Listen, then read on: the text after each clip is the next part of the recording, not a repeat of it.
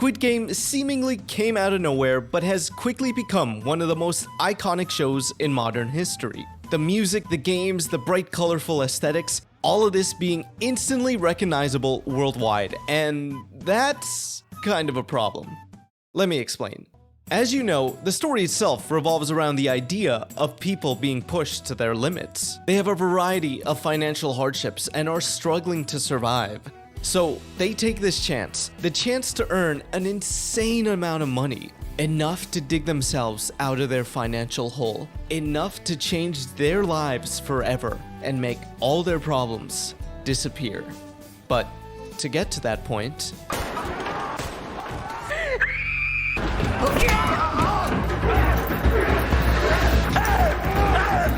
now, we're not going to really be talking about the show itself. What we're going to be focusing on is how the show has been understood, or rather, the lack thereof. That's because Squid Game is a prime example of what happens when a piece of art becomes very mainstream. It stops being art and is now a product. These games, the symbols, the aesthetics, the entire thing has become so commodified that its core message is largely ignored, if it's even mentioned. Squid Game's overwhelming presence, aside from it being a genuinely good show, is due in part to it riding the Korean wave, the increasing popularity of Korean culture worldwide. This includes its media. The show joins the likes of Train to Busan and Parasite in getting international praise. But there's no Parasite pop-ups. Train to Busan has no trending Halloween costumes. Squid Game stands unrivaled in this regard. So much of what makes this death game unique is also what makes it so inherently marketable. Iconic imagery being used to promote cars, pizza, Scotch whiskey, chocolate bars, Duolingo. There are even Squid Game Happy Meals, which doesn't really make sense because, hot take, I don't think a child should be interested in watching Squid Game. But unfortunately, because we live in a society, children are very much aware of it. Case in point, Roblox. There are a large number of creator-made games inspired by the show here, and they could be very popular, and the players very ruthless. I just pushed that guy over. By the way, if you ever want to hang out with me in the community, I'm live Mondays and Fridays at 7 p.m. Central over at twitch.tv/Lias. So come stop on by. I'm looking forward to seeing you over there. And for this next one, I actually have very fond memories of it. Crab Game released just a month after the show's premiere, and it was able to capitalize on that popularity, becoming one of those Game of the Month type of games as streamers and YouTubers would make plenty of content out of it. And flash forward to now, Squid Game has officially partnered up with video games themselves. In Call of Duty, players were able to unlock cosmetics and even play the games from the show. And of course, this was also the case for the collaborative giant that is Fortnite. At the time of this video, it's been around 4 years since the show's premiere, and the hype around it is very much still alive. When the second season was revealed, there was a lot of doubt in the air. Would it be able to live up to the standard that it has set for itself? Maybe the hype won't be sustained. It was actually pretty good. It not only rekindled its spot in pop culture, but solidified it. And its 4 years of massive ongoing popularity has led to a very, very odd consequence in the form of digital slop. These videos have millions of views and are very clearly aimed at a younger demographic. Once again, concerning considering that Squid Game is not for children. Like the video if you think the house can make it, and hit subscribe if you think the doll's gonna take it down. And don't even get me started on the insane amount of AI-generated ones. People have twisted the iconic looks of the franchise for their own use, as it really does seem that you could just add in any element from Squid Game and you get a massive boost in the algorithm. And unfortunately, people have taken that to extremes. There's this scene in season 2 where the recruiter buys a bunch of lottery tickets and bread.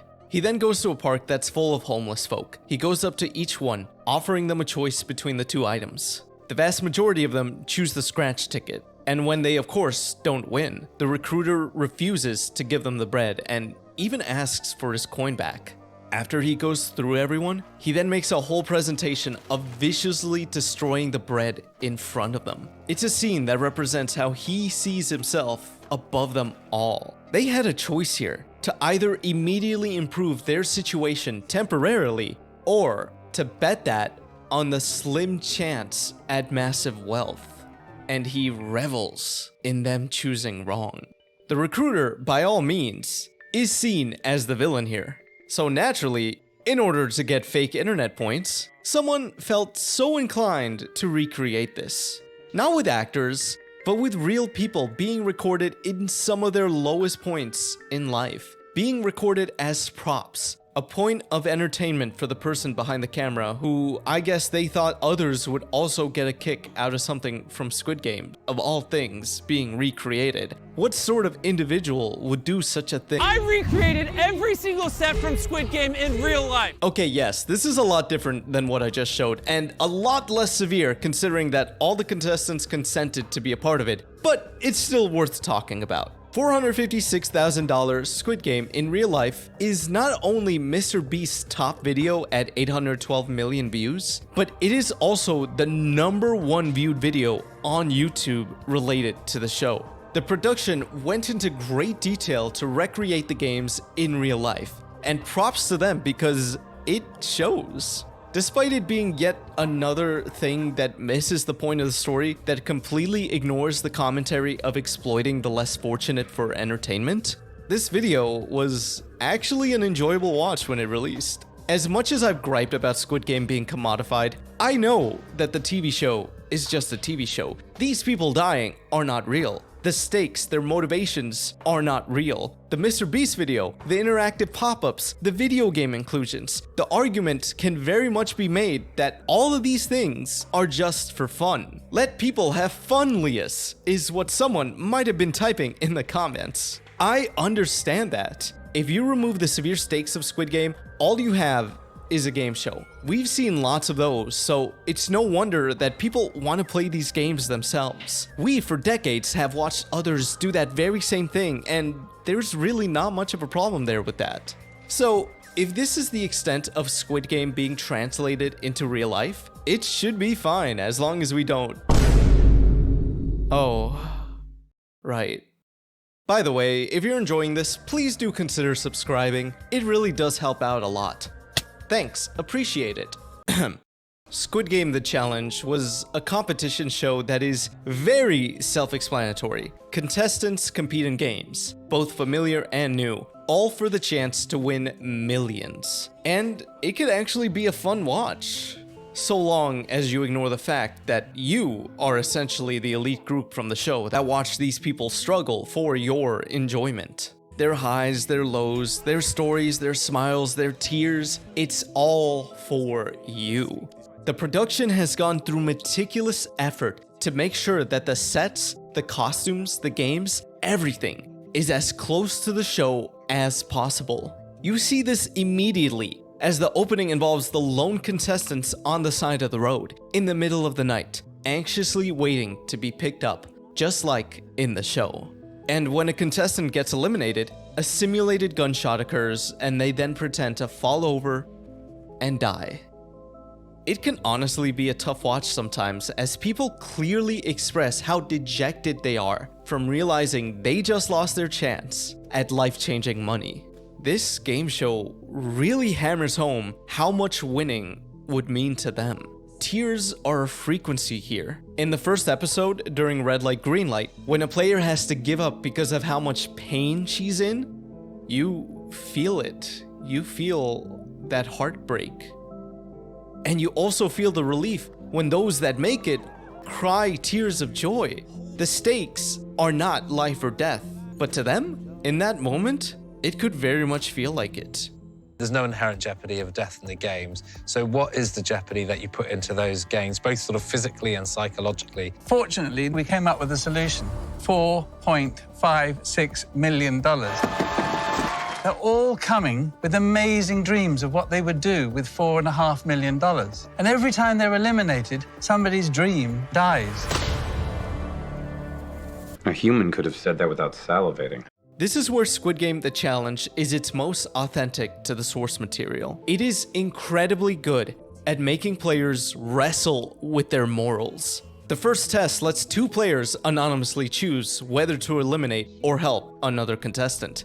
They talk it out, weigh their options, and eventually rationalize that the aggressive choice would be more beneficial to them. They convince themselves that if it was anyone else, that person wouldn't have chosen any differently. It's the smart thing to do to eliminate a player, to rip away that chance for them for seemingly no fault of their own. And they chose a player whose only slight to them was being known, as all he did was go around trying to make as many friends as possible. When it's revealed that he was voted out, he and so many others are stunned and heartbroken, all while the 2 that caused this feign disbelief. It's sad, to be honest with you, because I want to better my family's life. I want a better life for my daughter. Really do myself proud, my family proud. And what really twists the knife about this is that the show then plays a pre-game interview where the deciding player states that her strategy would be to just stay on the sidelines and observe. A strategy that contrasts the choice she just made. And now that she's made her play, almost as if she's still convincing herself that it was the right decision, she doubles down on it. I immediately feel awful. However, it's $10,000 added to the bank.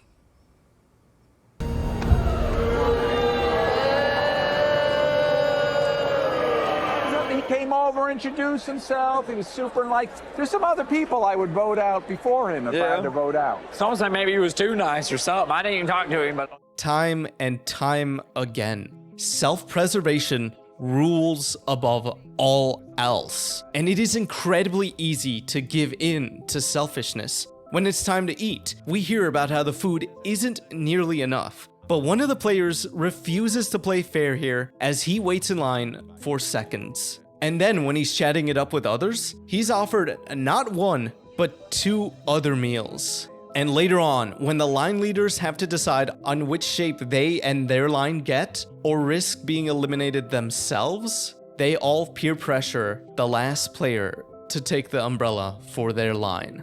If you remember, that is the hardest shape to cut out. It's that pressure to do right, not just by yourself, but others, that forces him to give in, causing one of honestly the most uncomfortable scenes in reality TV that I have ever seen.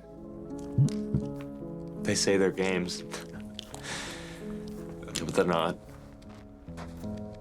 I am not kidding you when I say that this show borders on psychological abuse. So it's no surprise when you find out just exactly what was going on behind the scenes. The neglect ranged from minor stuff like not initially offering chapstick, forcing contestants to sleep in sand-covered tracksuits, and not letting them have a sense of time as there were no clocks anywhere.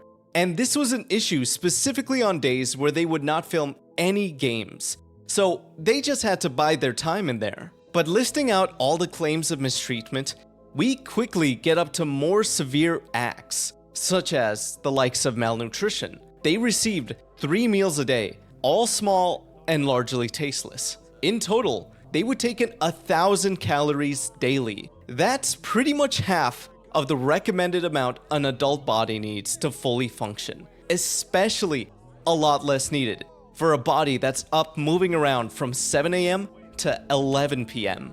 This was a deliberate choice from the producers to add to the dystopian atmosphere they were going for. Get them hungry enough, they're more likely to make rash decisions, better for TV decisions. So what if someone passes out and needs a glucose injection? That's just a small price to pay for getting everyone else primed to become a part of top-tier entertainment. Entertainment that is at times fabricated. I'm sorry if this is how you find out, but reality TV isn't as real as it appears to be. Yes, certain things do happen right there on camera, but with a mix of unseen producer actions and conniving editing, a piece of footage can very much be presented a lot differently than how it actually happened. Take red light, green light, for example. In the show, it seems like the whole entire thing took 5 minutes to complete. That is a very reasonable thing to think, considering that's how it's being presented. However, there are hundreds of contestants to keep track of, and the show needs to get good shots of everything and anything that happens. That's why this whole thing actually took 4 hours to film. Oh, sorry. Much like reality TV, I just lied to you. It actually took about 9 hours. That's more than an average workday. Imagine that. At some point in 2023, someone clocked into work at the same time this game started for the contestants, and by the time that person left their job, this game was still going on, without a single bathroom or water break, by the way. And to top it off, the contestants were not told it would take this long. They were allegedly informed that it would only run up to 2 hours. There's this one scene I already showed where a contestant stops and holds a squat position. I'm literally in so much pain, but I cannot move. I cannot move. Oh my God, it hurts so bad. I give up. We can't do it. This whole scene is depicted as if she was only holding it for a moment. Just 10 more seconds and she would have been safe. As I mentioned, there are a lot of contestants. As such, during every single red light, the production team had to go over footage to figure out who moved. That takes time. So this contestant, she wasn't holding that squat for just a moment. So they show that girl in the squat and it's like, okay, she can't hold the squat for like 10 seconds or whatever. No, it was literally like probably 30, 45 minutes, however long she was holding that squat for. But they genuinely were stopping in really bizarre, like this. And then shaking, their whole body's shaking. And some of the shots of the people in those still positions were amazing. On top of that, this whole entire game took place during an especially chilly February London day, as the region was going through a cold snap. While it was filmed indoors in a hangar, everyone was still freezing as the jumpsuits did little to keep them warm. People actually collapsed and had to be taken away. It got so bad that the unfortunate results would be hypothermia, pneumonia, an ear infection, a herniated disc, a torn knee tendon, and even nerve damage. 2 unnamed contestants would even threaten to take both Netflix and the production company Studio Lambert to court with a lawsuit over what everyone was put through. Not just physically, but emotionally as well. People were beating themselves up, including myself, around the fact that you've got a girl convulsing and we're all stood there like statues. On what planet is that even humane? Obviously, you would jump and help. That's what our human nature is for most of us. But absolutely, it's a social experiment. It played on our morals and it's sick. And as for the treatment of the people that would collapse, even that was mishandled because medics rushing the area to help would really mess up the shot and break the immersion. That's right, medics were held back up until the production team got the footage they needed. And even then, they would only be sent out surrounded by guards carrying black coffins that would position themselves in a way that would block the medics from being seen on camera. When you consider all of this, you see this moment when people reach the finish line a lot differently. They're not just crying happy tears because they made it, but also because it's finally over. In response to all of these allegations, Netflix and its production companies would put out a statement. We care deeply about the health of our cast and crew and the quality of this show. Any suggestion that the competition is rigged or claims of serious harm to players are simply untrue. We've taken all the appropriate safety precautions, including aftercare for contestants, and an independent adjudicator is overseeing each game to ensure it's fair to everyone. Oh yeah, we haven't even talked about how it was not fair to everyone. Allegedly, certain players got special treatment, especially if they were influencers. You see these talking heads? Not everyone did these. Not everyone was mic'd up either, as several people had fake ones hanging around their necks. It even got to a point where contestants that should have gotten eliminated weren't. There are claims that people who moved during green light, red light People who had broken their Dalgana shapes were allowed to continue playing. Someone who had been eliminated was also apparently allowed to just come back. If all of this is true, it is astonishing just how much the producers allegedly would put their thumbs on the scale to help get the results they wanted. Going back to green light, red light, there was this mother and son duo. The son had made it to the end, but his mom was still out there and ran out of time. But the producers, allegedly, added more time on the clock simply because they wanted her to progress. They wanted their story to continue. And imagine going through this whole entire event, the whole 9-hour ordeal, and making it to the finish line before time ran out, only to still get eliminated anyway. This is what happened in what was dubbed the 38-second massacre. Once the game had ended, the contestants had to wait for the production team to go over their recordings and confirm their victory. But one by one, a great number of people who had crossed the finish line would have their impacts exploded and their name called out in elimination. Did they actually move when they shouldn't have? Did they make it across the finish line in time? Or was the game rigged from the start? According to 2 contestants, since the show covered their flights to London, they saw that their return tickets were already booked in advance before the production even started. And as it turns out, the date on that booking just so happened to be right after they would be eliminated in red light, green light. I cannot imagine how it would feel like to be in that position, to sacrifice so much and to dream so big, when in reality, you didn't even stand a chance. And on top of that, there were also reports that there were secret millionaires among the contestants. People who, by all means, are only here just because they thought it would be fun. People whose lives would not be changed if they had won. The contestants put their life on hold to be there. Some left their jobs and others abandoned their studies for this competition. And to be put under all this duress and not even be paid anything? Oh yeah, not a single person aside from the winner was compensated for their time. I really hope that Netflix learns from all this and treats the cast of Season 2 better, because of course we're getting a Season 2. So now that we're done talking about reality TV, we can... No. Get back.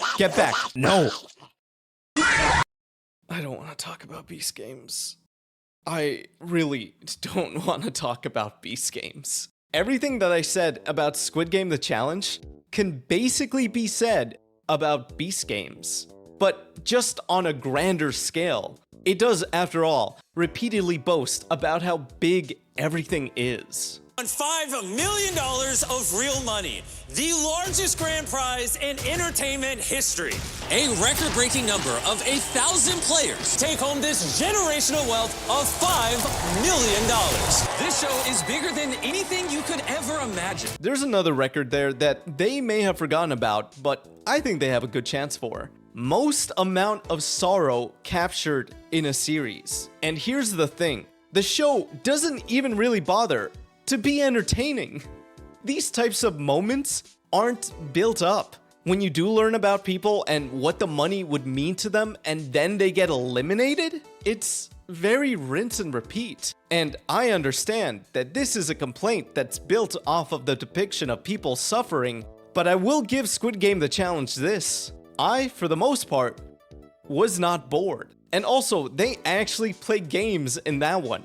So much of the Beast version is just getting people out of there as quickly as possible. And that happens in the typical Jimmy Beast fashion of offering contestants insane amounts of money to simply leave. This is how they cut half of the 1,000 contestants right at the start. And I haven't even mentioned how, much like Squid Game the Challenge, social manipulation is very prevalent here, really highlighting just what lengths people will go to for money. And another similarity is, the lawsuits and allegations of neglect. It's almost like making people compete in stressful situations that are exasperated by social and monetary pressures that contend with their own sense of morals kind of takes its toll.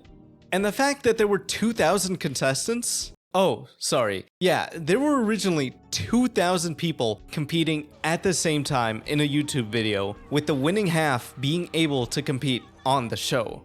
And yet, despite all that the contestants have gone through, much like Squid Game The Challenge, Beast Games is also getting a season 2. I don't know.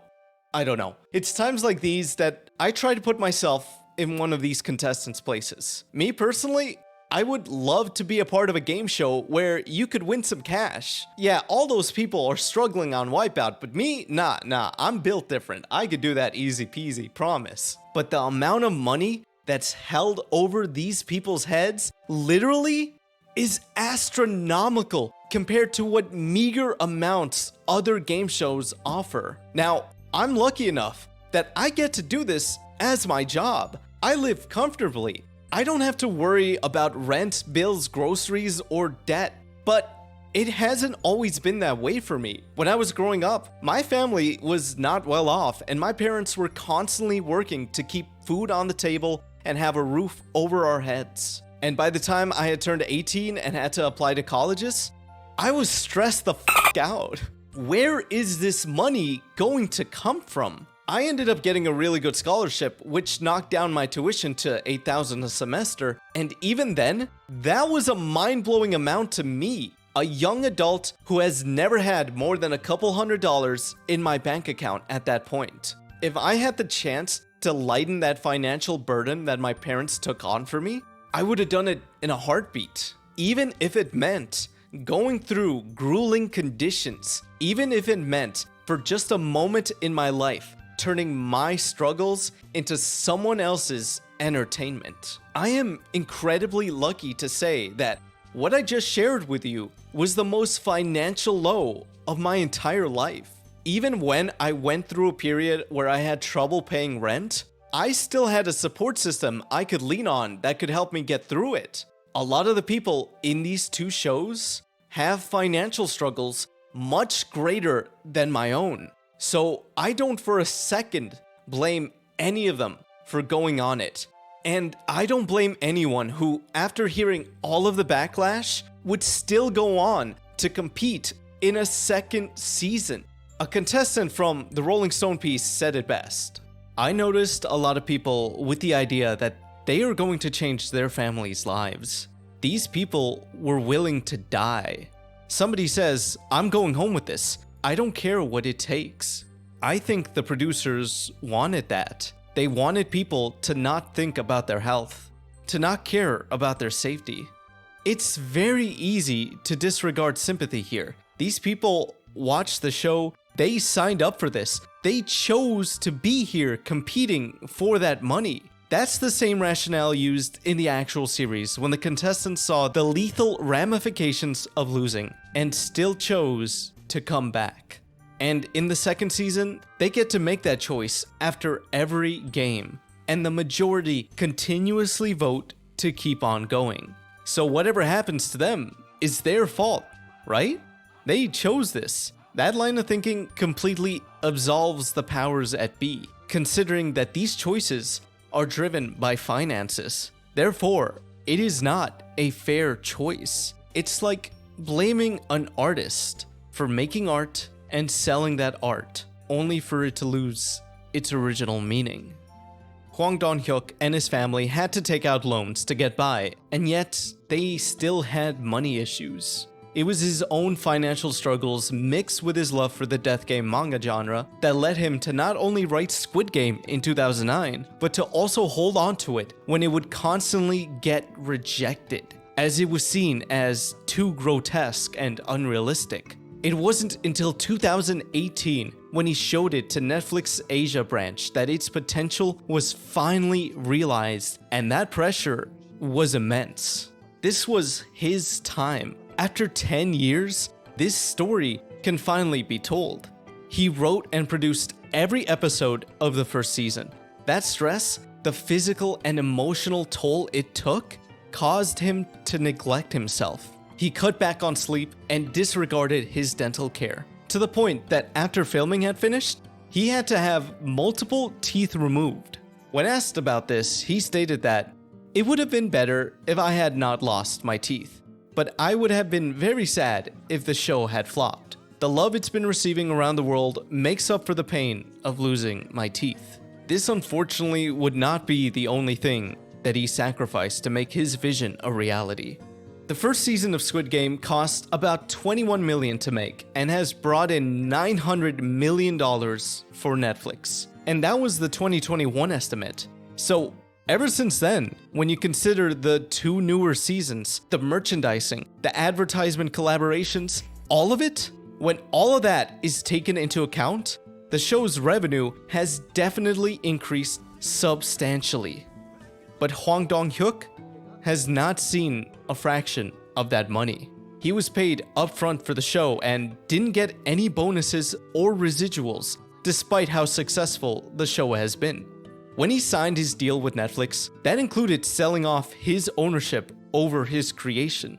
Due to this and the stress from the first season, he originally had no plans to continue the story. He had sworn against it. That was it from him. But obviously, we know that's not how things turned out. When asked about what changed his mind, "Money," he answers without hesitation. Even though the first series was such a huge global success, honestly, I didn't make much. So doing the second series will help compensate me for the success of the first one too. Considering that he has recently been talking about a spin-off series and that Netflix is making an American version of Squid Game, I really hope that he's being fairly compensated for his work now. It is so striking how much his own personal story reflects how his creation has been treated. It really does seem that we need entertainment, no matter the cost. And at the end of the day, that is what this is. It is entertainment. It is commentary. It is art. It is a product. All of this can be true at the same time. In the show's final season, there's a scene where the VIPs discuss how to raise the stakes of the games. And if you've watched it, you'd know that it was a cruel and twisted suggestion. The VIPs were already sort of stand-ins for us watching the show, and that's really enforced here, because their conversation reflects what we expect. We don't want to see the same things over and over again. That would be boring. No, we want something new and exciting. We want more drama, more tension, more entertainment, more. We want more. And they, Netflix, know that. Anything tied to the franchise equals immense viewership. Squid Game is a cash cow that will keep on giving. That's why I wouldn't be surprised if Squid Game The Challenge gets renewed yet again, despite a contestant's account of it being the cruelest, meanest thing I've ever been through. We were a human horse race, and they were treating us like horses out in the cold racing. I'm specifically bringing up this quote because the comparison to horses was a very important line in the final season. They are not horses. They are not entertainment. They are human. As humans, we could be selfish, greedy, and terrifying, but we could also be kind and compassionate, even when that's not beneficial. We see this in the series and much more so in the real-life game show. Aside from the critiques of capitalism, defining what we are is one of the core messages of Squid Game, and that meaning can never truly be lost, no matter how much of a product the franchise becomes. Hwang Dong-hyuk has actually himself commented on how his story has been so commodified. I didn't make Squid Game as propaganda, but through these stories, I want to raise issues about the fact that in late capitalism, we are failing to look after those who become the losers of the game. I don't want to be radically against what Netflix is doing in terms of the merchandising and the experiences. Netflix, after it makes all the money it can, maybe it could use it for some good. As for the viewers, I'm happy that they're enjoying themselves. But I hope that after they watch the show, they will also take the time to think again about current issues. If they do none of that and only enjoy the goods and experiences, that could be a problem. But as long as it entails food for thought, I'm good with that. Thanks for watching.